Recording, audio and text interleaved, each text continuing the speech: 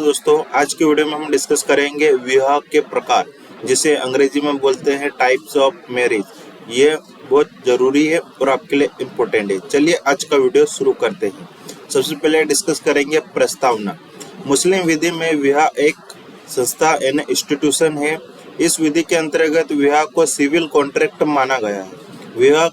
मुस्लिम विधि के अंतर्गत विवाह को सिविल कॉन्ट्रैक्ट माना गया है और विवाह एक इंस्टीट्यूशन है। ठीक है, विवाह को निकाह के नाम से भी जाना जाता है। इसमें 3 प्रकार के विवाह बताए गए हैं जो निम्न है। प्रथम है शून्य विवाह, शून्य है ना बातिल विवाह। द्वितीय है अनियमित, अमान्य या फासिद विवाह। ठीक है, तृतीय है मान्य यानी सही विवाह। ठीक है, अब डिस्कस करेंगे शून्य विवाह। शून्य यानी बातिल विवाह निरपेक्ष असमर्थों वाले पक्षकारों द्वारा किए गए विवाह अर्थात रक्त संबंध, विवाह संबंध अथवा धैर्य संबंध के कारण निषिद्ध विवाह शून्य विवाह होते हैं। ऐसे विवाहों का कोई वैधानिक प्रभाव नहीं होता है। निम्न विवाह शून्य होते हैं। ठीक है, रक्त संबंध के कारण निषिद्ध विवाह जैसे मातृ पुत्री बहन से किया गया विवाह। थर्ड है वैवाहिक संबंध के कारण निषिद्ध विवाह जैसे पत्नी की माता या पुत्री पिता या पुत्र की पत्नी से किया गया विवाह। देहत्रीय संबंध के कारण निषिद्ध विवाह दूसरे की पत्नी से विवाह। उपयुक्त आधारों पर विवाह सिया विधि एवं शून्य विधि दोनों के अंतर्गत शून्य होते हैं। ठीक है,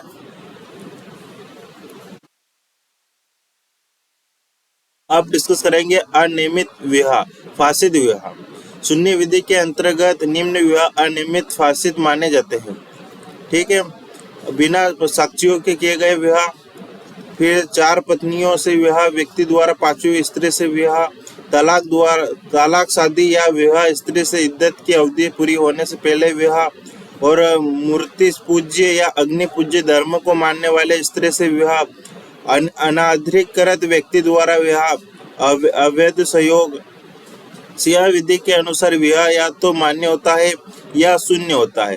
सिया विधि के अंतर्गत बिना किसी साक्षी से किया गया विवाह पूर्णतः मान्य विवाह होता है।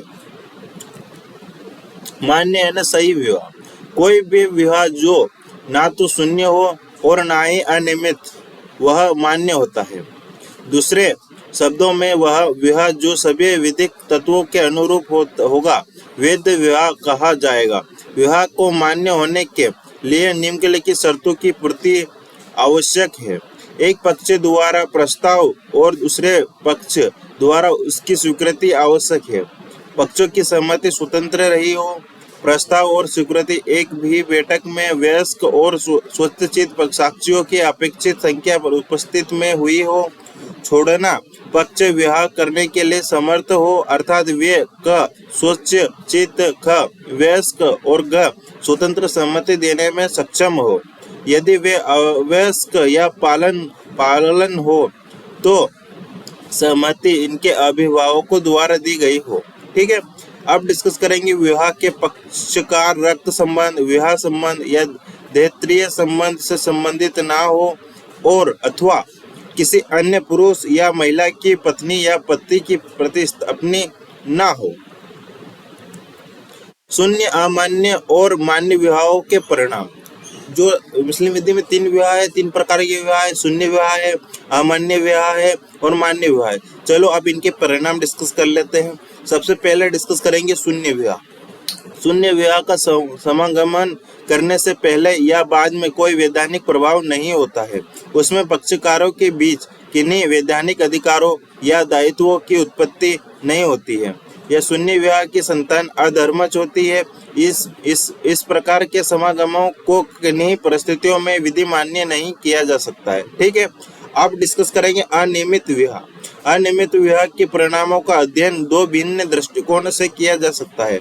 प्रथम दृष्टिकोण है पूर्ण अवस्था प्राप्त करने से पहले। यदि विवाह पूर्ण अवस्था को प्राप्त नहीं हुआ है तो शून्य विवाह के समान इसका कोई वैधानिक प्रभाव नहीं है।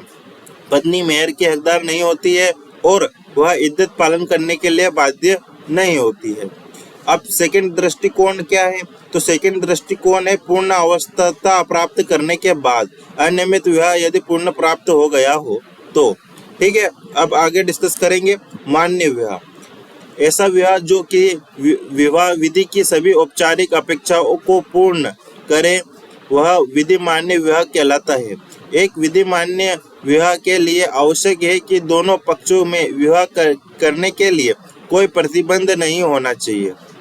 यदि स्थायी प्रतिबंधों का उल्लंघन करके विवाह होता है तो ऐसा विवाह शून्य होगा, और यदि अस्थायी प्रतिबंधों का उल्लंघन करके विवाह होता है तो वह विवाह अनियमित विवाह होगा। ठीक है, अब डिस्कस करेंगे मान्य या सही विवाह पति पत्नी के बीच अधिकारों और कर्तव्यों का सर्जन करता है। ऐसा विवाह पत्नी को मेहर, निर्वाह, व्यय और अपने पति के मकान में रहने का अधिकार प्रदान करता है, और पत्नी को पति के प्रति श्रद्धा रखने, उसकी आज्ञा का पालन करने का दायित्व होता है। ठीक है, अब डिस्कस करेंगे पति और पत्नी के अधिकारों और कर्तव्यों को डिस्कस कर लेते हैं, ये इम्पोर्टेंट है। तो पारस्परिक अधिकारों तथा दायित्व। मान्य विवाह समागमन को वैध बना देता है, उससे उत्पन्न संतान औसत और सर होती है।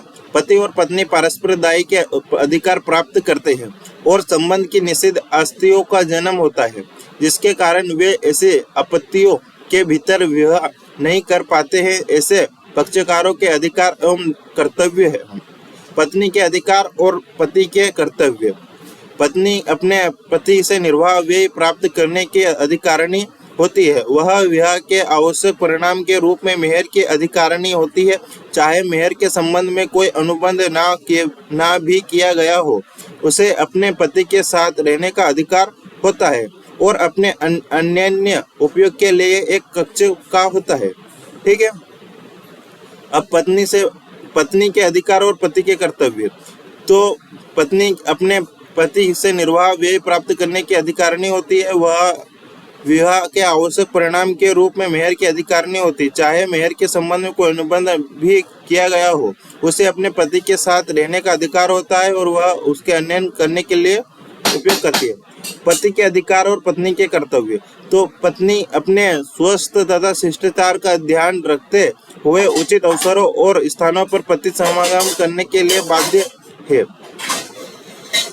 विवाह की शर्तें डिस्कस कर लेते हैं। तो जो भी वैध विवाह, जो भी वैलिड शर्त है वो डिस्कस कर लेते हैं। तो पत्नी की अनुमति के बिना पति उसे दाम्पत्य अधिवास से दूर नहीं करेगा। ठीक है, सेकंड पॉइंट है पक्षकार एक विशेष स्थान पर निवास करेगा। ठीक है, आप इनवैलिड शर्त कंडीशन देख लेते हैं।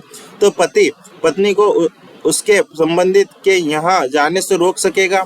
सेकंड पॉइंट है पत्नी को अपने माता पिता के साथ स्थायी रूप से रहने की स्वतंत्रता होगी। यह वह बिना किसी कारण के प्रति के निवासी स्थान का त्याग कर सकेगी। थर्ड है 3 पति पर बंधनकारी अनुबंध की वह पत्नी के मकान में रहेगा बिना किसी कारण के भविष्य में पक्षकारों के अलग हो जाने का करार। ठीक है, अब डिस्कस करेंगे केस लो। रहीमन बीबी बनाम महबूब बीबी, बहुत अच्छा केस है। सेकंड केस है सफ़ी बनाम रौनक अली, ये भी अच्छा केस है। अब्दुल रजाक बनाम आगा मोहम्मद, ये भी अच्छा केस है, आप इसे भी डिस्कस करिए। मोहम्मद अमीन बनाम वकील अहमद, ये भी अच्छा केस है, आप इसे भी डिस्कस करिए। ठीक है, अब डिस्कस करेंगे निष्कर्ष यानी कंक्लूजन। मुस्लिम विधि के अंतर्गत विवाह एक व्यवहारिक संविदा यानी सिविल कॉन्ट्रैक्ट है। मुस्लिम विधि के अंदर जो भी विवाह है उसको सिविल कॉन्ट्रैक्ट माना गया है और यह एक प्रकार का इंस्टीट्यूशन होता है। ठीक है, और पक्षकारों के लिए संभव है कि वह संविदा में औचित्यपूर्ण शर्त लगा दे, जो ऐसी भी हो सकती है कि यदि वे लोकप्रिय के विरुद्ध ना हो तो उनमें से किसी के भंग हो जाने से न्यायालय को विवाद रद्द कर देने का अधिकार प्राप्त हो जाए। यदि पति करार की युक्त शर्तों के विरुद्ध चले तो पत्नी विवाह विच्छेद का दावा कर सकती है, परंतु यदि शर्त लोकनीति के विरुद्ध हो तो उन अनुचित शर्तों के भंग होने से पत्नी विवाह विच्छेद का दावा नहीं कर सकती है। ठीक है, आपके लिए जरूर सूचना, इस वीडियो के नोट्स वीडियो के डिस्क्रिप्शन बॉक्स में मिल जाएंगे, आप जाकर डाउनलोड करके पढ़ सकते हो।